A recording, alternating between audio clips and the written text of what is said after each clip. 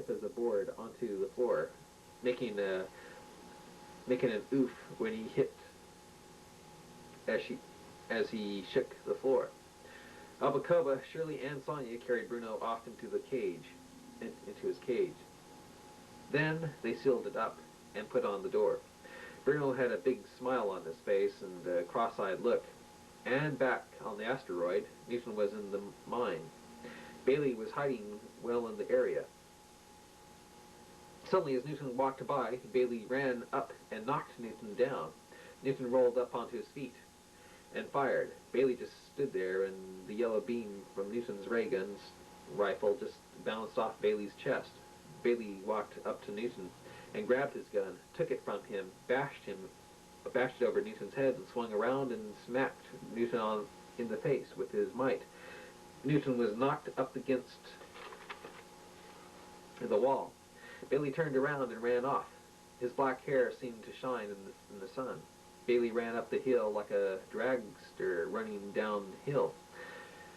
Newton started after him. Newton sped up to Bailey 170 miles per hour, right behind him. Bailey ran just the same speed as Newton. Newton and Bailey could go no faster. Bailey leaped over a 50-foot crevice and kept on running. Newton couldn't believe it. How could someone do that?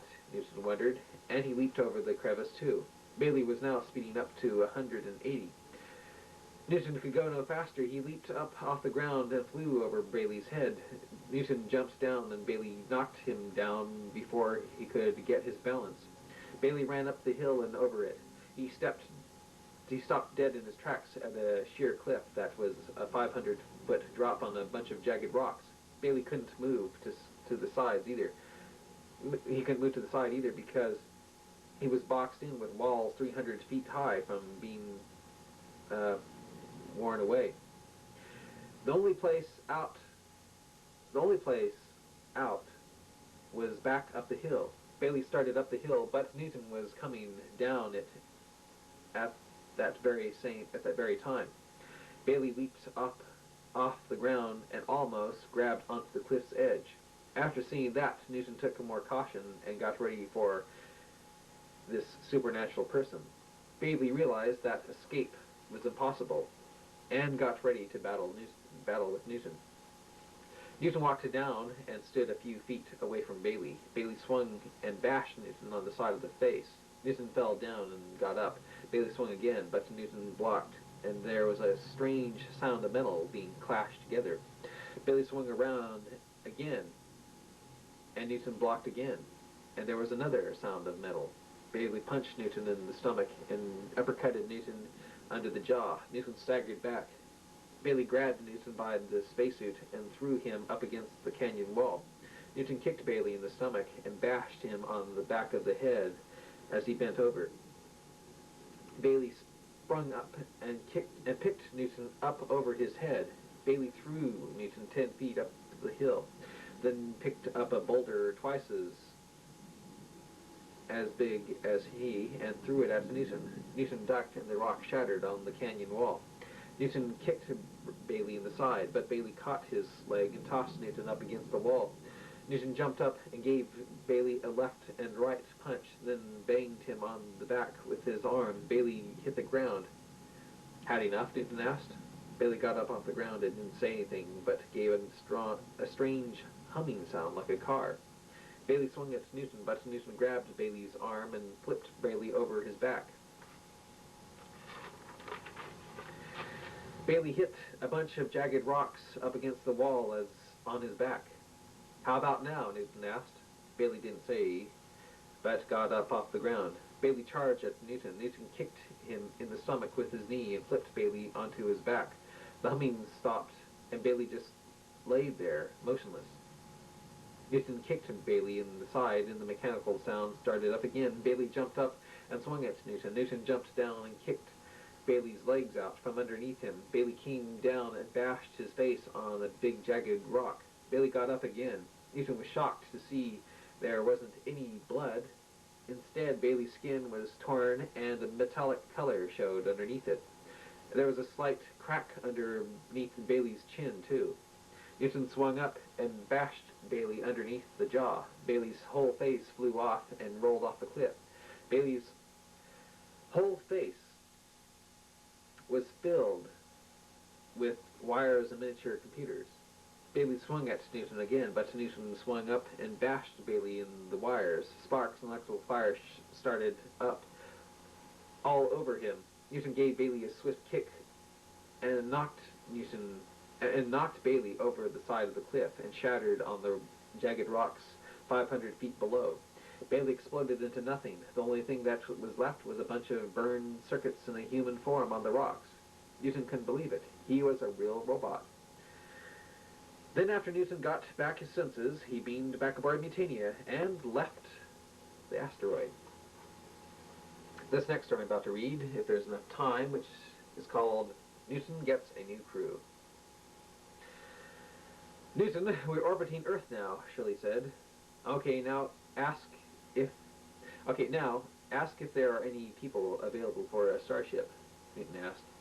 An hour later, Earth called back and said that there were 40 people ready to go out and study the stars. Gosh, Newton, 40 people. Where are they going? Are they all going to sleep or work? Shirley asked. That's a good question, Newton said with a worried face.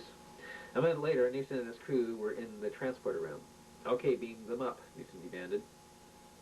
Sonia pressed a button and turned a switch. The 8 transporter plates lit up, and 8 people were now standing on them.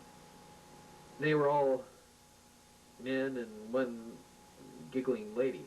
They stepped off, and the giggling lady said excitedly, "Hi there, cutie. Could you show me around your starship?" "Later," Newton said. The lady took off her wig, and Newton gagged to find out that it was a man. "Stand over there by the wall," Newton shouted. Anything your wish is my command, cutie," he shouted as he squealed over to the wall with the 7 others. An hour later, there were 40 people on Mutania. "Newton, there's one more to beam up. He really wants to come aboard. He never saw a starship before," Sonia said. "Okay, beam him up," Newton said. Said disappointedly. When Sonia beamed him up, there was a tall, skinny black guy on the transporter plate. He jumped off and shouted, "Hey man, what's happening?" He jumped down and shouted, "Say Fu, how's about a job?" Newton didn't understand. The black man threw out his hands. Newton knocked him off his feet and up against the wall. "What you trying to prove, man? What is your job? What is job?" he shouted, rubbing his head. "You were trying to attack me, so I did that." "Hey man, I didn't mean any of that job. I was just trying to shake hands at you," the black guy shouted as he slapped Newton's hands. After he was done, he shouted, "Now watch me do the funky chicken." The black man danced around on the floor, yelling and swinging his singing his Soul Train. When he was done, he shouted, "How'd you like that soul, brother? How'd you like the soul, brother? How'd you like the soul, brother? How'd you like the soul, bro?" "It was okay," Newton said, saying a white lie. "You could sit down over there with the German who was fooling around with the computer," Newton said again. I'm not a German. I'm not a German. I am an Irishman," the Irishman shouted back. "Oh, sorry, Irish laddie," Newton said back at the Irishman.